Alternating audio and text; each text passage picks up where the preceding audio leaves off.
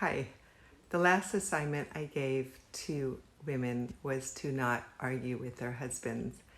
And some of you say it's impossible to not argue with your husbands. That's not true. I argued for many, many years with my husband, and we don't argue anymore. We can stop quarreling. Proverbs warns about quarreling and contentious women and how miserable they make their husbands' lives. We don't want to make our husbands' lives miserable, women. This should not be our goal. So how do we communicate with our husband without quarreling and arguing? We give our opinion. Yes, women, we are free to give our opinion. Being silent and having meek and quiet spirits doesn't mean that we can't give our opinion. Let him know how we feel, whatever. But we give it in a kind way, and we don't force it upon him. We give it, we can discuss things with him, and then we leave it alone. As soon as we feel that need to be right welling up inside of us, that's when we need to be quiet and just let it go and let the Lord convict and change our husband's mind if it's supposed to be changed. But we don't need to be right. We aren't right all the time, even though we think we are.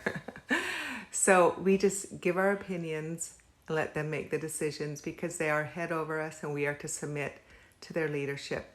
Whenever a wife is quarrelsome and contentious, it's proof that she is not living in submission to her husband with a meek and quiet spirit.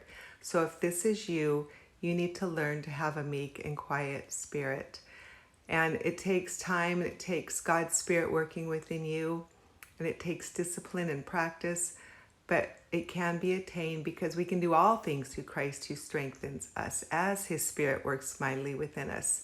So make a compact not to argue with your husband anymore. This is what I did with my husband many years ago. I shook my hands with him and said, I'm never going to argue with him again. Did I? Yeah. And I had to even ask him for help. Please let me know when our discussions are turning into me quarreling with you. And he would let you. So I've learned that I just have to back off. I don't need to be right. I don't need to get the last word. I don't have to have my way.